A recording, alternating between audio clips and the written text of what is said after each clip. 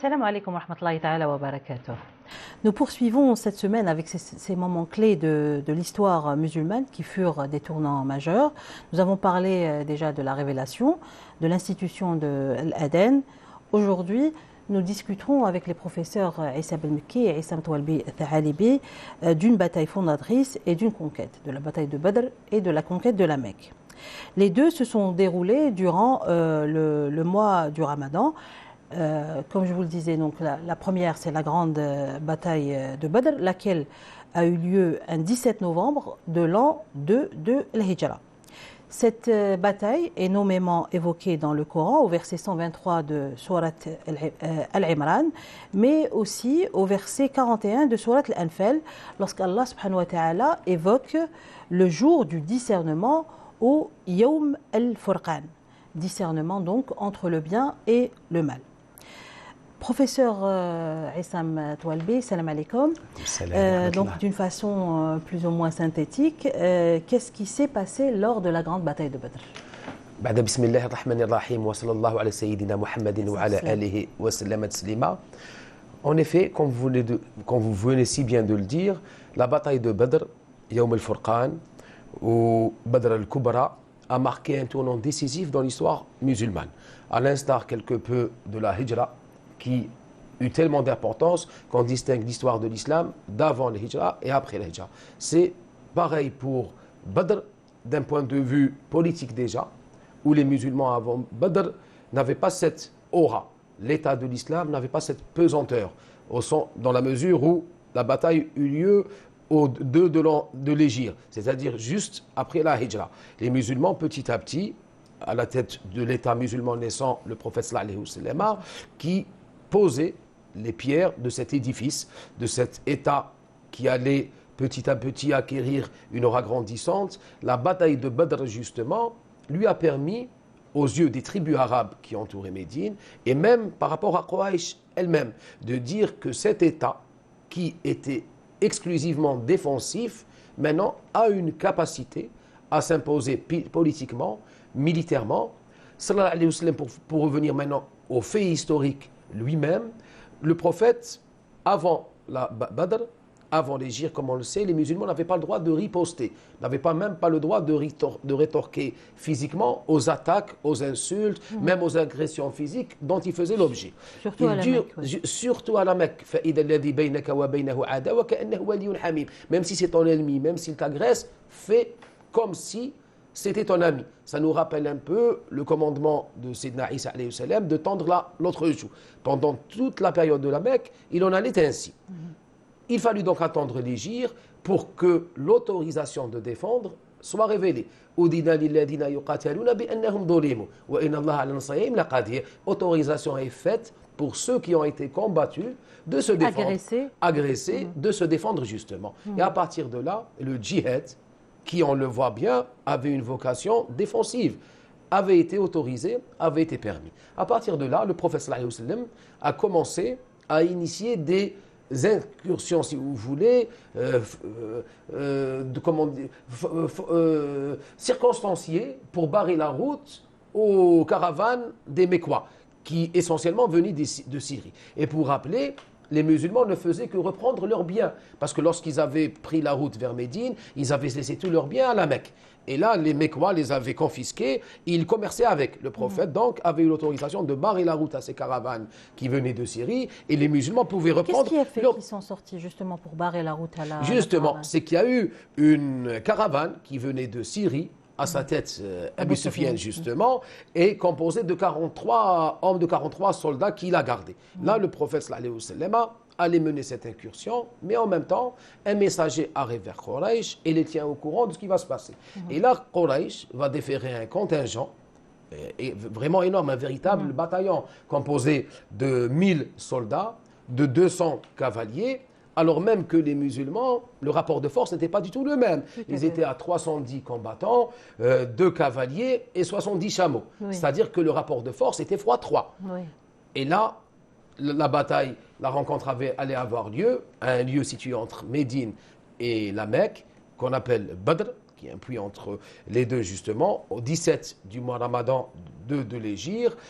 Et là, la bataille de Badr, non seulement allait être une bataille du point de vue stratégique, du point de vue militaire, une réussite extraordinaire, mais du point de vue de la foi, du iman, allait mettre en évidence le miracle, au vrai sens du terme. Car une bataille avec ce rapport de force, ce n'était pas évident de la remporter d'une part, mais en même temps, mettre à l'épreuve la foi des croyants eux-mêmes.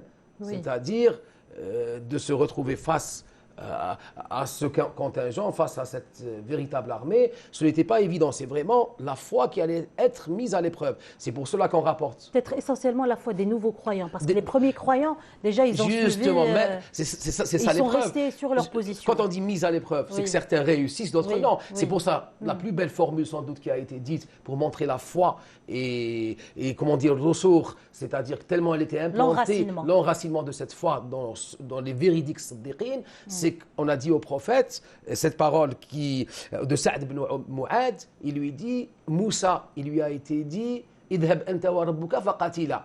Nous disons, va toi et ton Seigneur, allez combattre.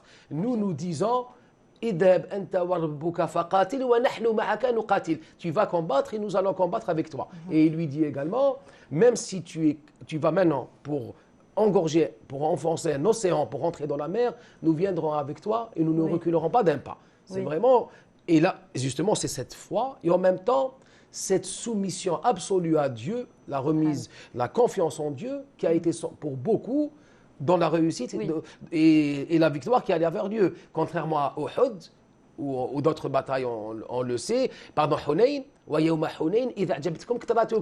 jour de Hunayn, les musulmans étaient en position de force. Or, il y a eu le résultat contraire. Pour Badr, justement, ils étaient en position d'infériorité.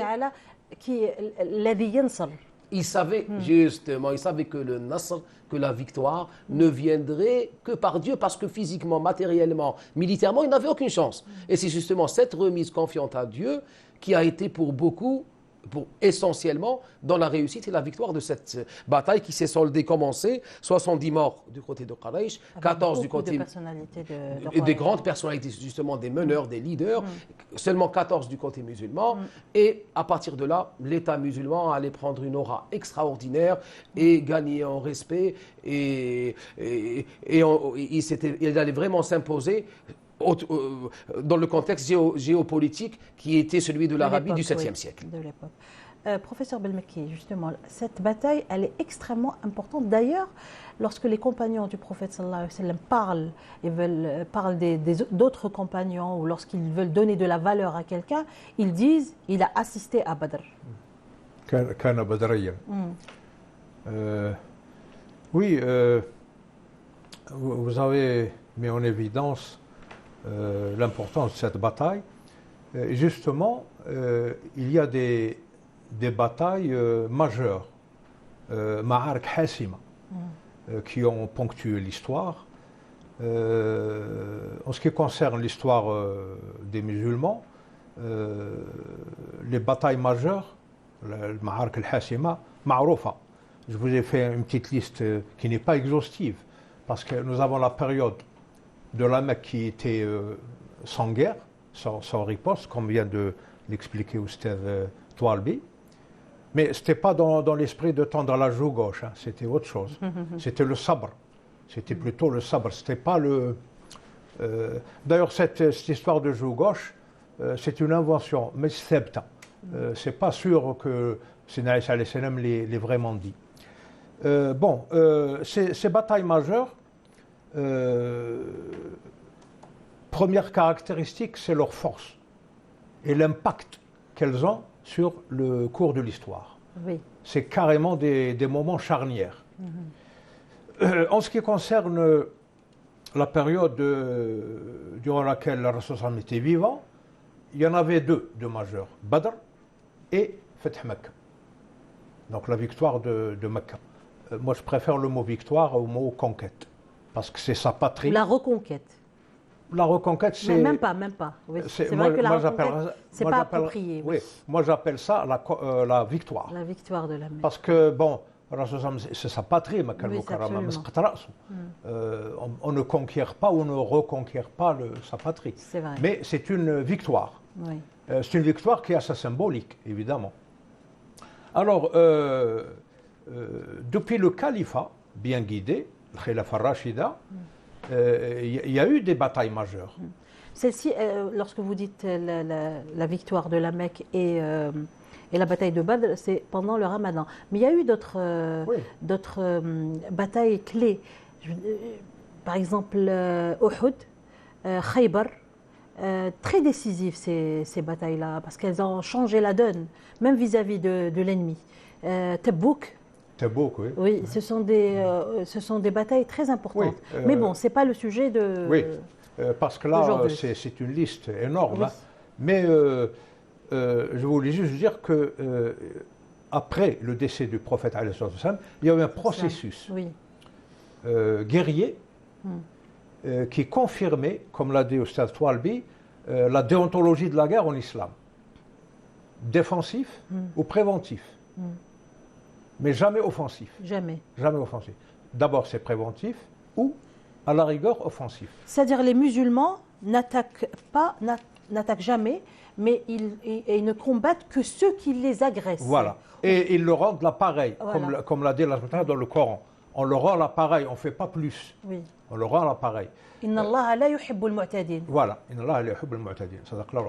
Donc, ce processus guerrier, il y a une période qui est le califat bien guidé, le Khilafa Rashida, et après, le Futuhat al-Ukhra. Mais ces guerres ont toutes un dénominateur commun. Les guerres qui ont eu lieu durant le califat bien guidé, c'était surtout durant la période du califat de Abu Bakr as-Siddiq et Omar al-Khattab. Nous pouvons citer par exemple l'an 12 de l'Hégire, donc sous le califat de Abu Bakr as-Siddiq, Ma'arakt Zat Salasil contre les Perses. L'an 14, Ma'arakt al-Qadisiyya. Il y a eu la grande bataille de la Fitna al-Kubra à l'époque de Abu Bakr as-Siddiq, juste après le décès. Ça, c'est un autre genre de guerre. Non, mais ça reste, c'est une bataille. C'est une bataille importante. Oui, mais disons, c'est une bataille interne. Oui. Interne à l'État musulman. Mais ce n'est pas contre des forces étrangères ou des forces hostiles. Oui. C'est une apostasie qui a fait beaucoup de dégâts. D'ailleurs, Abu Bakr as-Siddiq a géré une bataille où il y avait quand même 50 000 apostats. 50 000 apostats. Et 70 badriens, justement, ceux qui ont témoigné, des compagnons de grande valeur qui ont témoigné à la bataille de Badr, sont morts durant cette guerre. Oui, les gardiens. Et le grand désastre, c'est Hamal al-Qur'an. Oui. C'est le grand désastre. C'est à ce moment-là, d'ailleurs, qu'ils ont réfléchi à regrouper, à compiler le Coran. Oui. Alors, nous avons l'an 15, là, c'est Omar ibn Khattab, Ma'arakt al-Yarmouk, ضد الروم. Donc c'est soit les Perses, soit les Roms, les Byzantins. Pourquoi? Parce qu'on va voir plus tard que les fameuses missives que le prophète a envoyées aux 7 rois qui entouraient le Hijaz, parce qu'il y avait aussi des rois arabes, Bahreïn, etc. Oui. Ces missives, elles ont eu un écho différent d'un endroit à l'autre. Les pires des échos, c'était les Perses et les Byzantins. Oui. Les Byzantins, ils étaient quand même civilisés, mais les Perses ont carrément cassé tout protocole. Tout. Donc l'hostilité est dès le départ annoncée, et il fallait agir. D'ailleurs, Ma'arak Tabouk, c'était contre Rome. Mais elle n'a pas eu lieu parce que le prophète était déjà malade. Il était dans sa maladie qui l'a emporté. Et donc, ils sont revenus. Très bien. Mais les autres batailles contre les Byzantins, on peut aller jusqu'à la prise de Constantinople par Mohammed el-Fath. C'est-à-dire, ça n'a jamais cessé. Même Fath al-Andalus. Oui. Ma'arakt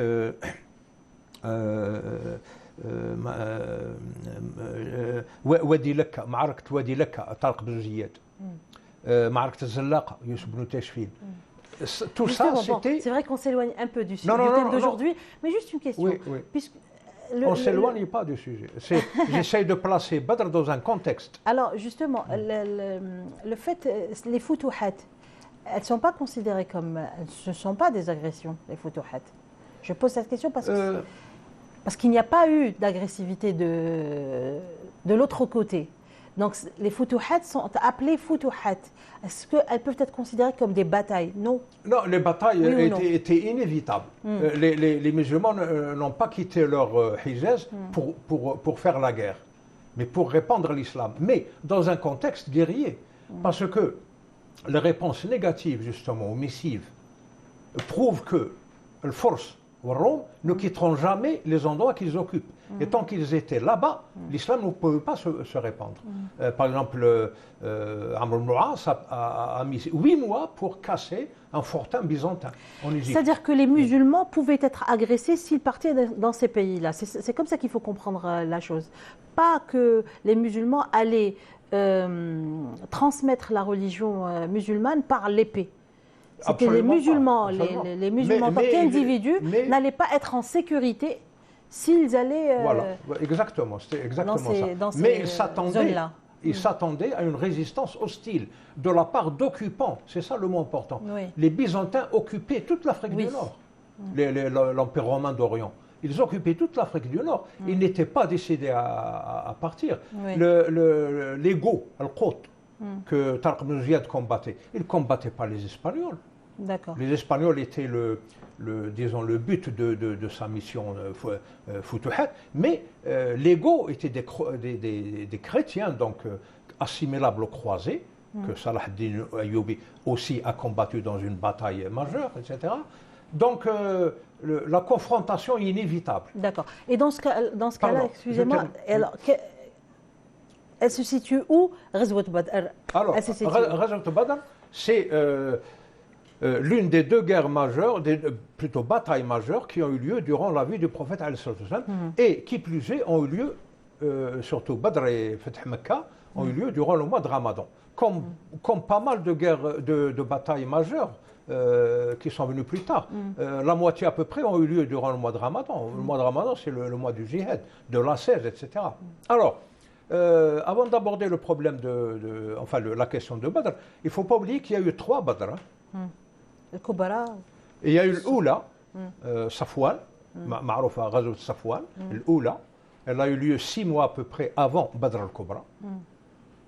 C'était Rabi' al-Awwal. Et puis nous avons Badr al-Kubra, qui a eu lieu le 17 Ramadan de l'an 2.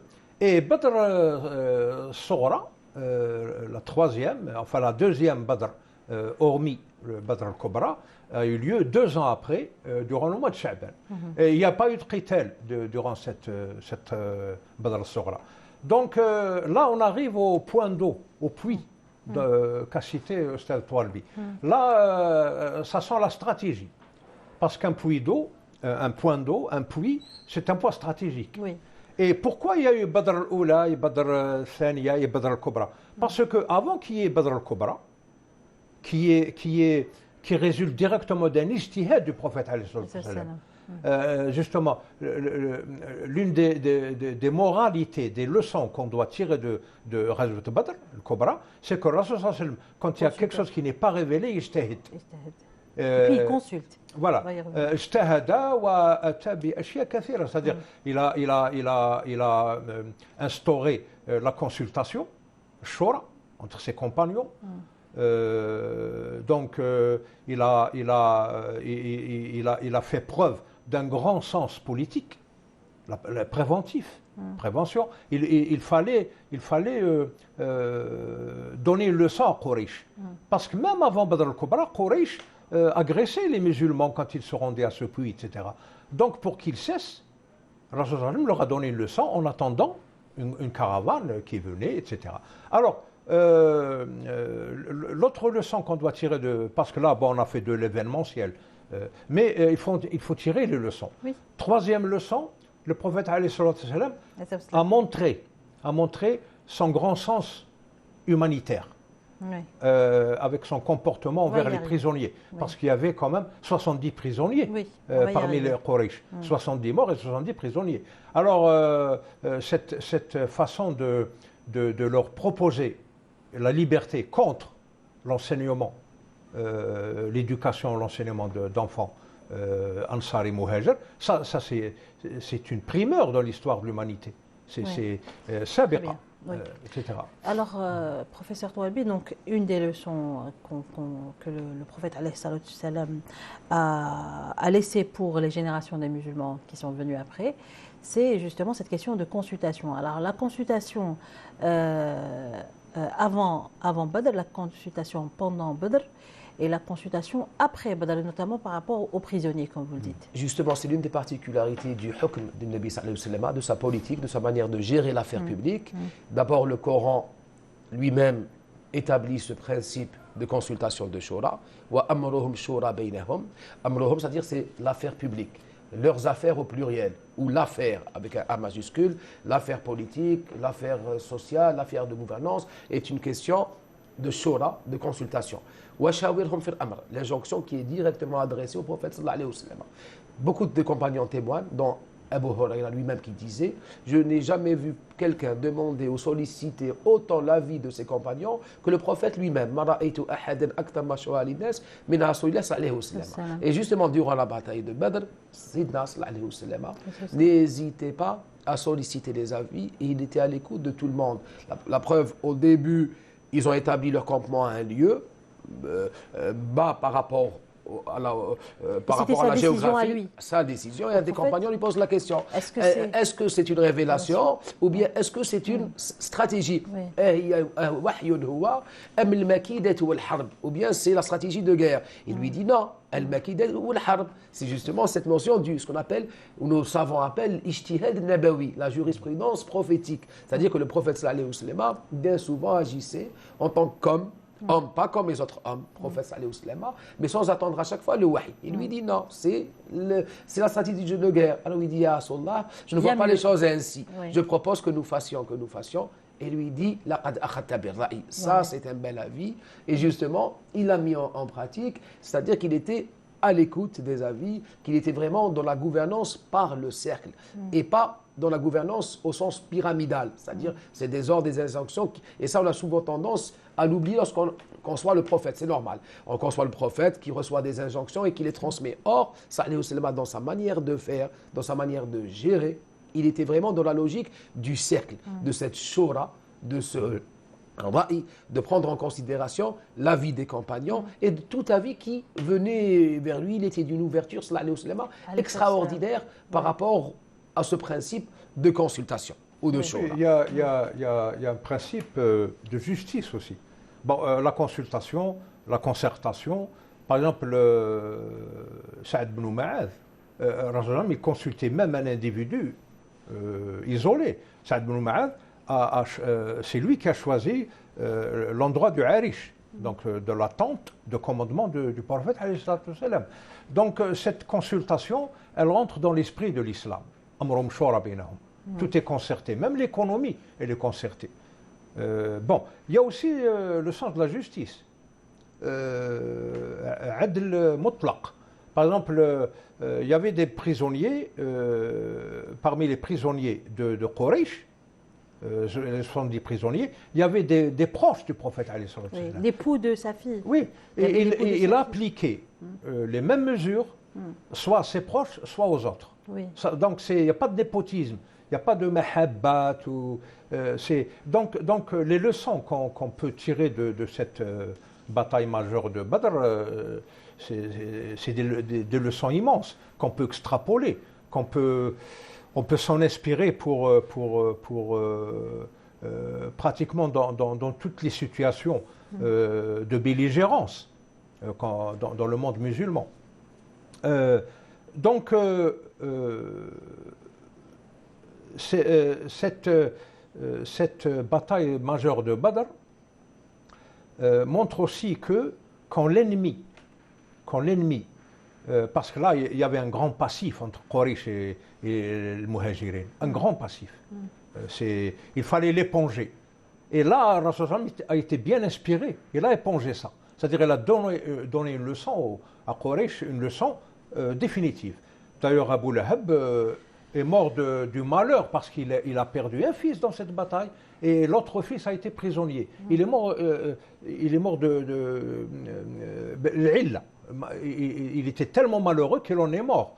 Alors que Rasul n'a jamais pensé s'en venger en le tuant parce qu'il a fait beaucoup de mal au prophète durant son séjour à la Mecque. Donc c'est tous ces aspects humains, cette grandeur d'âme, cet esprit perçant qu'avait le prophète, c'est là la source des leçons à prendre et surtout une façon, disons, positive, une lecture positive de cette bataille majeure de Badr.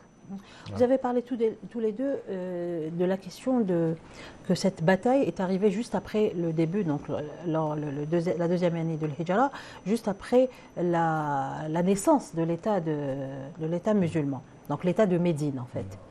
Et donc, est-ce qu'on peut comprendre que la confortation d'un État, que ce soit l'État de Médine ou n'importe quel autre État, passe forcément par une preuve de puissance? Ça peut être la guerre, ça peut être une bataille, ça peut être autre chose. Si on est obligé, mais si on n'est pas obligé, il y a un statu quo. Mais là, Quraysh ont provoqué cette confrontation. Parce que... Mais si on n'est pas... Quand je dis une preuve de puissance, je ne parle pas forcément d'une bataille, d'une guerre. Oui. Quelle que soit la preuve de puissance. Parce que je me dis que si un État n'est pas toujours capable de montrer que voici les limites qu'il ne faut pas passer. Nous sommes un État souverain, puissant, qu'il n'est pas possible de nous agresser. Nous ne sommes pas ces individus, ce groupe qui étions par exemple à la Mecque ou ailleurs, nous ne sommes plus ce groupe que vous pouvez agresser à n'importe quel moment. Nous sommes aujourd'hui un État. Oui, c'est un fait. C'est un fait. Allah n'a jamais été coulant ou facile avec toute tentative qui ferait du mal à cet État qu'il a construit à partir de l'Wathiqa, le fameux document Médina. D'ailleurs, son comportement avec les Juifs de Médine qui ont trahi cette Wathiqa, c'était une attitude très sévère, très salbe. Parce que c'était la seule garantie. Il y a eu plusieurs trahisons. Vous parlez lorsqu'il les a renvoyés de Médine. Oui. Ou alors parce qu'il y a eu plusieurs trahisons dans l'histoire. Il y a une trahison là. Il y a une trahison latente. Ils ont toujours voulu assassiner le prophète alayhi salam. D'ailleurs, lui a empoisonné un agneau. Il en est mort. Oui. Il en est mort. Donc cette histoire de Badr, il faut se placer dans le contexte en temps réel. Oui. Nous avons d'un côté une cité-État, Médine, et de l'autre côté, au sud, 400-500 km au sud, une petite république commerçante qui a sa gestion propre, les riches gouvernés, c'était une plutocratie.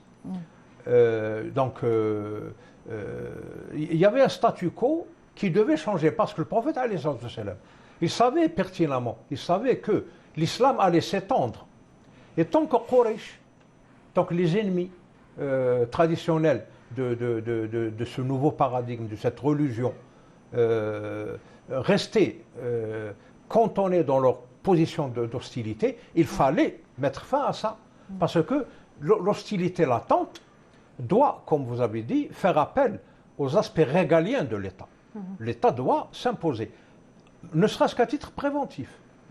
Parce que, pourquoi j'ai insisté sur la remarque qu'il y avait deux Badr, un Badr avant, Badr al-Kubra et un Badr après. D'ailleurs, le Badr d'après, il n'y a pas eu de qital, il n'y a pas eu de combat.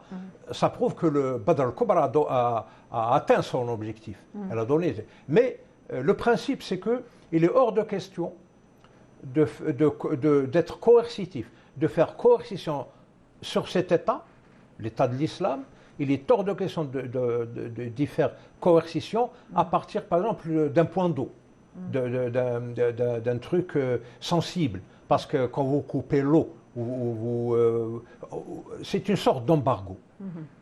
Les Qurayshites voulaient faire un embargo sur l'eau de ce puits pour justement affaiblir l'État de Médine. Et justement, il y a eu cet embargo sur l'eau. C'est pour cela que le Coran vient dire il vous a accordé la possibilité de dormir comme miséricorde de sa part.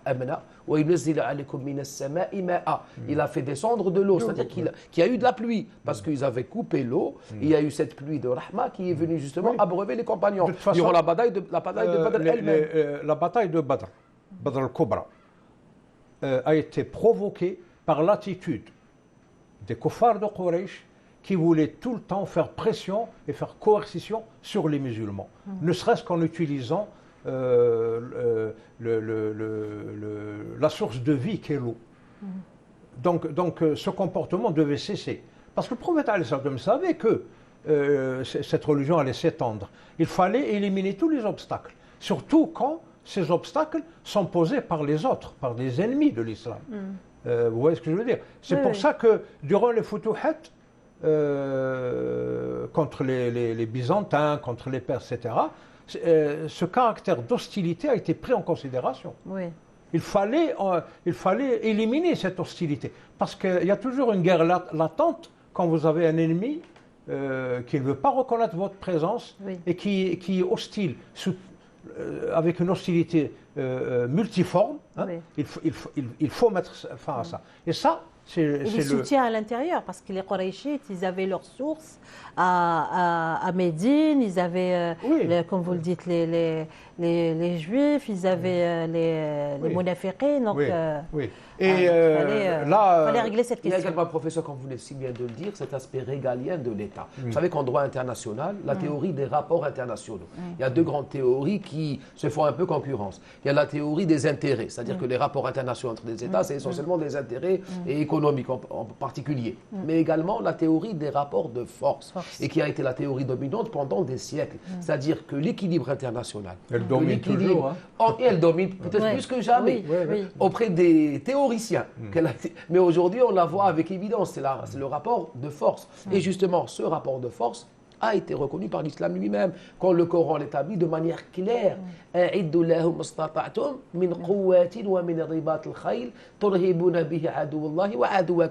Préparez, mettez en œuvre, mettez en place tout ce que vous pouvez comme force, comme puissance sur tous les aspects. Bien sûr. Puissance certes militaire, selon l'époque, mais puissance technologique, puissance du savoir, puissance de l'information, tout ce qu'on veut, pour justement avoir c'est-à-dire faire peur, dissuader, si on voulait exprimer le terme de manière moderne, dissuader ceux qui seraient tentés de vous agresser, de porter atteinte, de toucher à ce qu'appellent les ulama baydat l'islam, c'est-à-dire ce cœur de l'islam, ce noyau de l'islam. Justement, c'est un principe clairement établi par l'islam, comme vous venez si bien de le dire, et qui a joué un rôle fondamental dans les futuhat.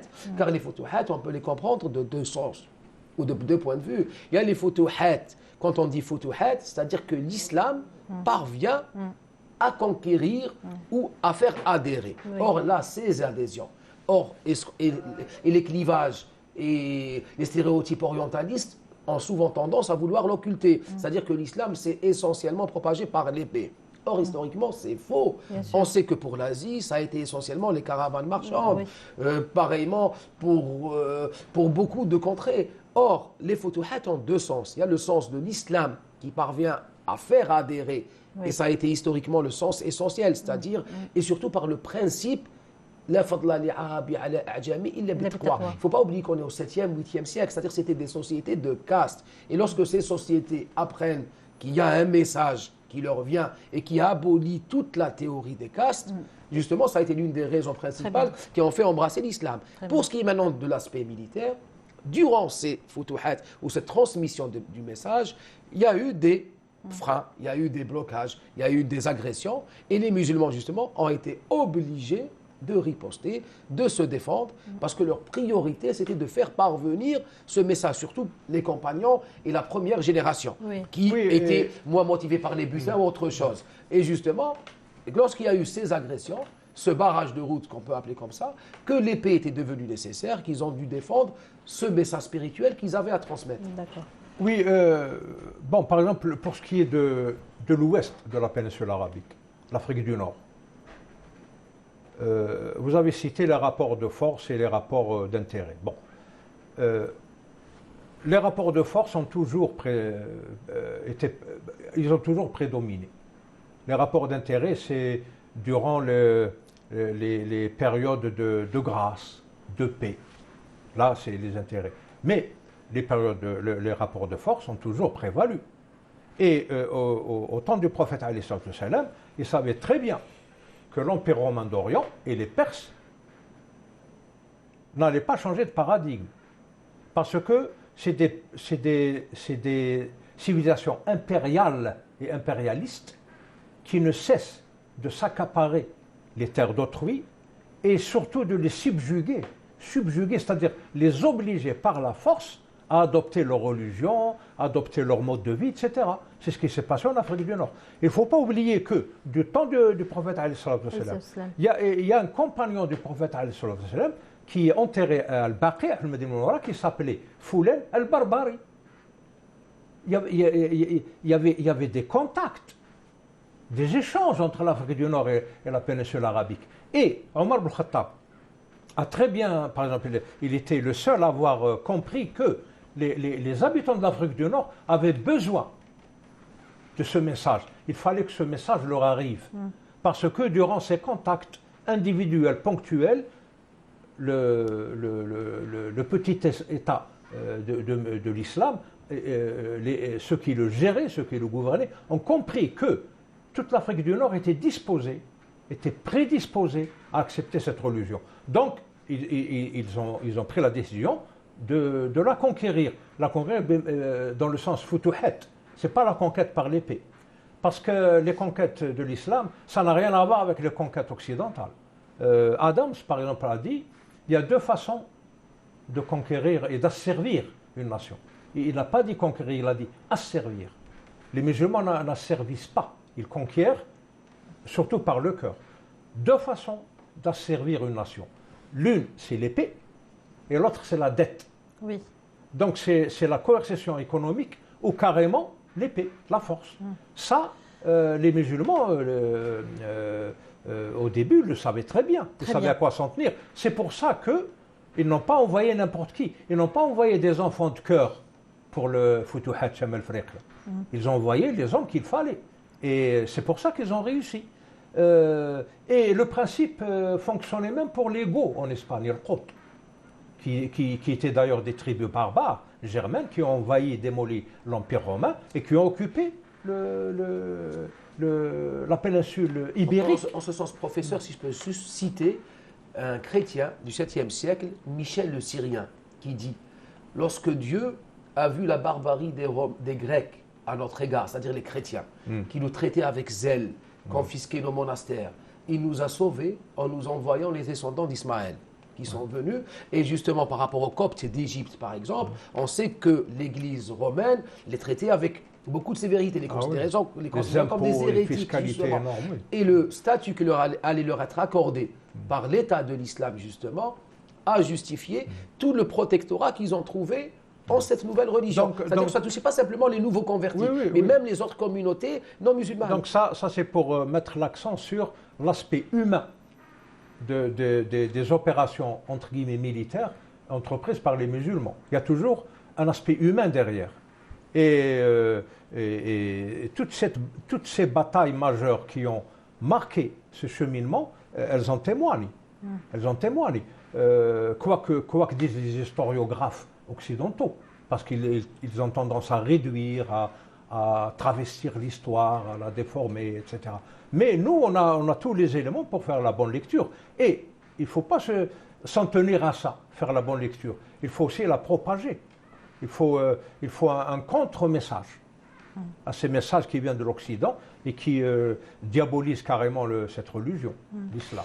Allez, il nous reste encore 20 minutes ou peut-être un petit peu moins pour parler de la conquête de la Mecque. Donc c'est le second la victoire de la Mecque.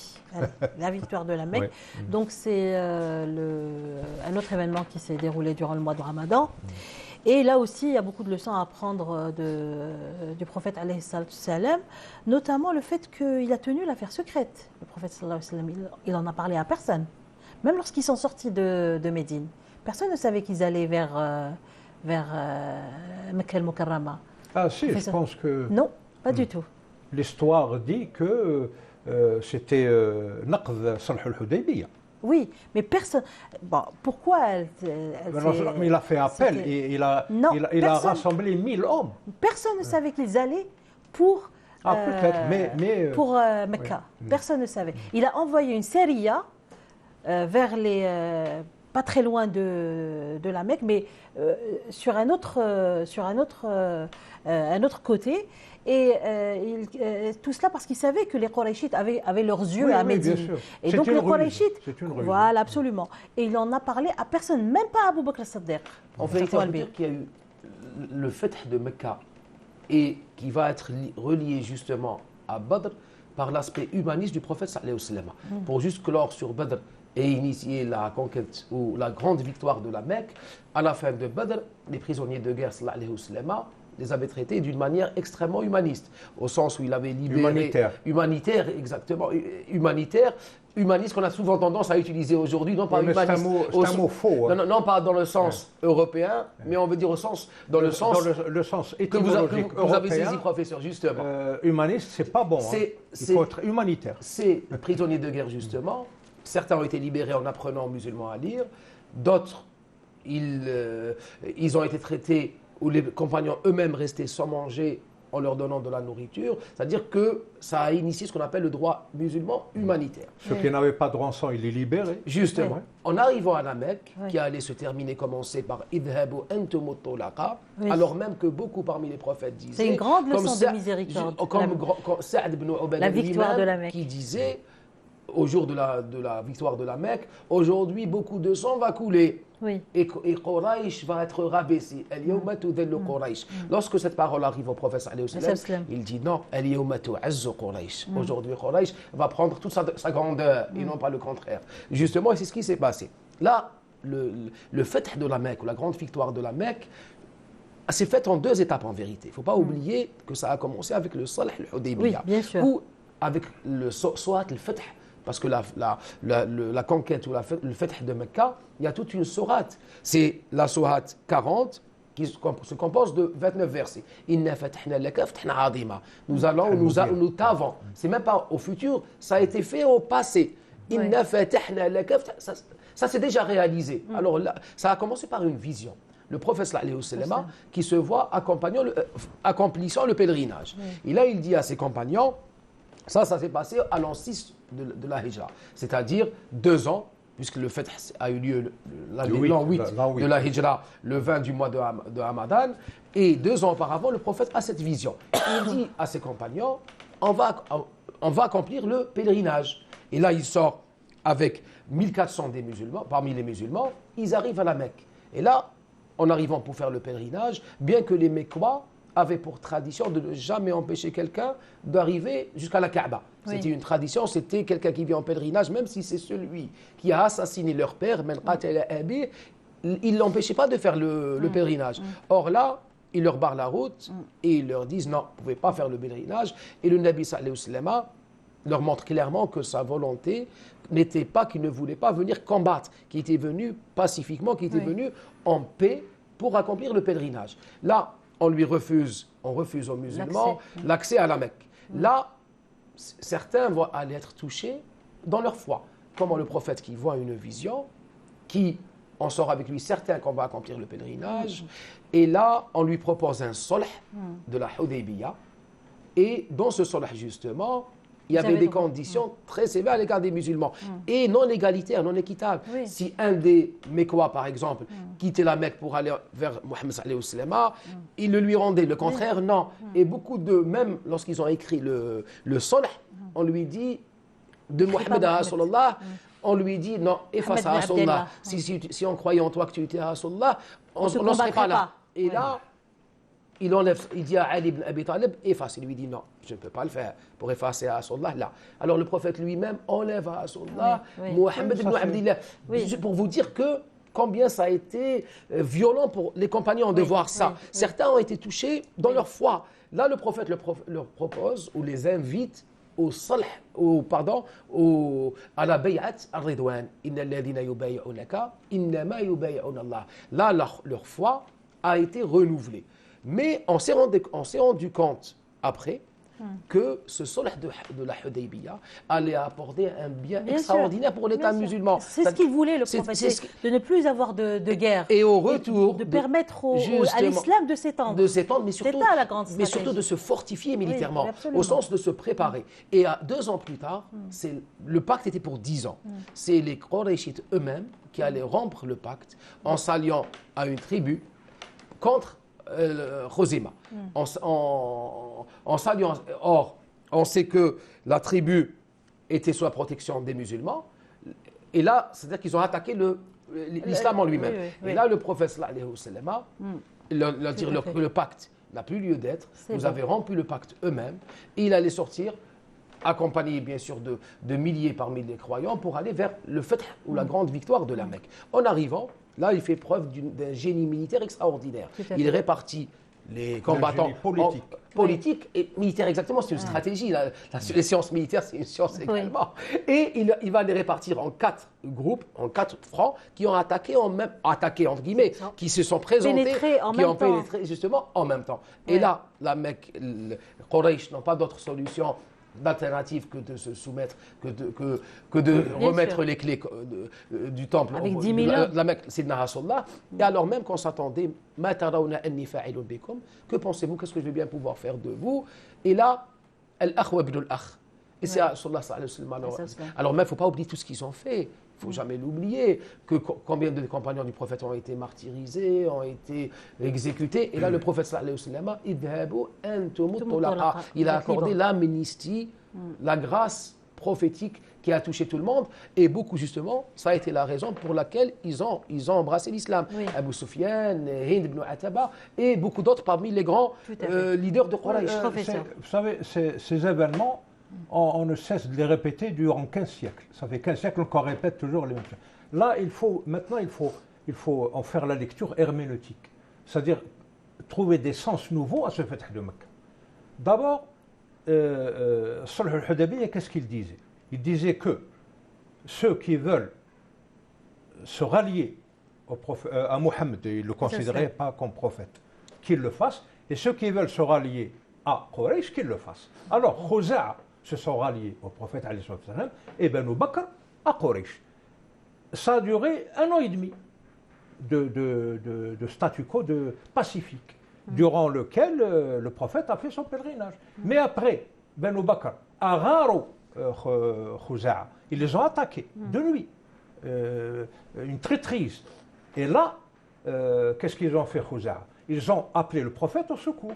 Donc c'était public, c'était connu que Banu Bakr les ont attaqués, et ils ont fait appel au prophète et le prophète a appelé les gens à se mobiliser. Mais lorsque Khuza'a a appelé le prophète, il a proposé à Abi Sufyan et aux Mecquois de payer la dîme pour ceux qu'ils avaient. C'est-à-dire qu'il n'était pas pour aller directement vers la guerre. Et c'est eux qui ont refusé de payer la dîme. Il ne demeure pas moins que le prophète a mobilisé 1000 hommes. Ils ont marché sur la Mecque pour la reconquérir et mettre fin à tout ça. Il y avait d'autres dimensions dans cette victoire de la Mecque. Par exemple, la disparition à jamais des idoles, de l'idolâtrie. C'est-à-dire, et ce pardon magnanime, vraiment magnanime avec un M majuscule, du prophète alayhi salam, il y avait une exception. Il a condamné 6 personnes, 4 hommes et 2 femmes,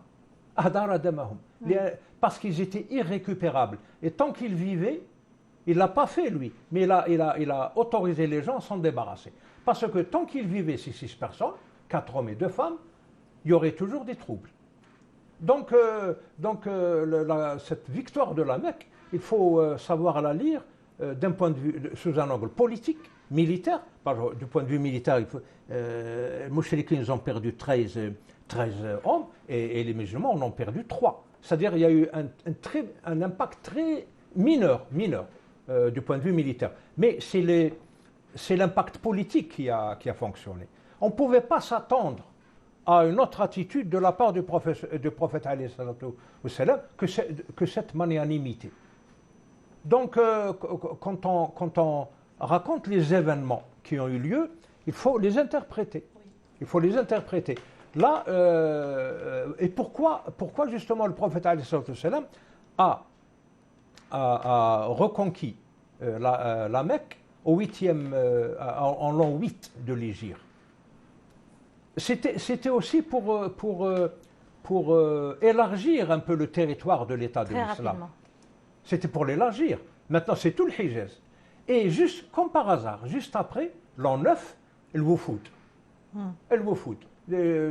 102 Woufoud, je crois, délégations qui proclamaient leur islam. Et surtout, professeur, qui venaient de tout. La politique de l'islam allait s'internationaliser. Oui. Après la Mecque, ce n'était plus le message dirigé vers les Arabes, mais vers le monde, parce qu'on appelle El Rasoul sallallahu alayhi wa sallam. En tout cas, après la victoire de la Mecque, toute la péninsule arabique est devenue musulmane. Oui.